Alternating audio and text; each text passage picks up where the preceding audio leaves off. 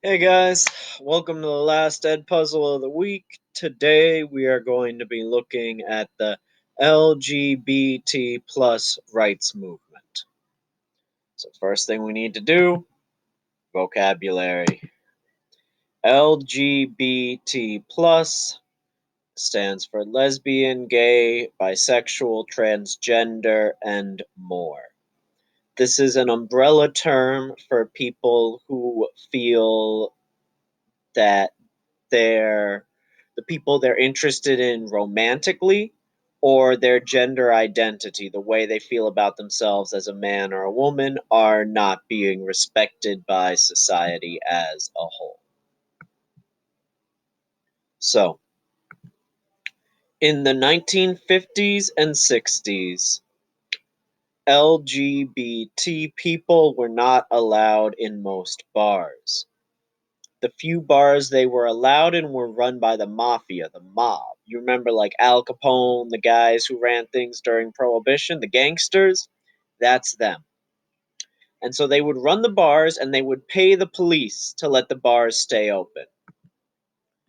But even though the cops got paid off, the police would still raid the bars. So the police would take the money from the mafia who owned the bars, saying, "Oh, we won't raid the bars."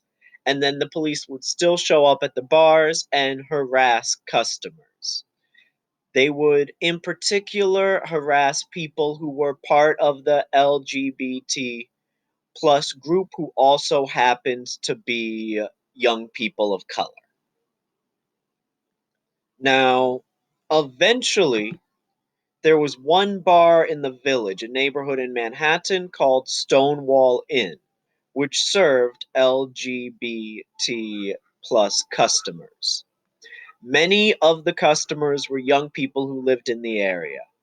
And they were used to the police coming into the bar and messing with people, but something about this day, it was just too much. So people snapped. And this time, when the police tried to go into the bar to arrest patrons, people fought back. Customers and other people out in the neighborhood started throwing bricks, started throwing stones. They barricaded the cops into the bar. And eventually, it turned out into full on fights in the streets between people who lived in the neighborhood and the New York Police Department. Fighting continued on and off for days. Like it would die down during the day and then come back up at night. Leaders included Marsha P. Johnson in the picture on the top and Storme de la Vernet, who is on the picture in the bottom. I said her name wrong. I mess it up and I am very sorry. For those of you who went to the Brooklyn Museum trip, we saw both of their pictures at the museum.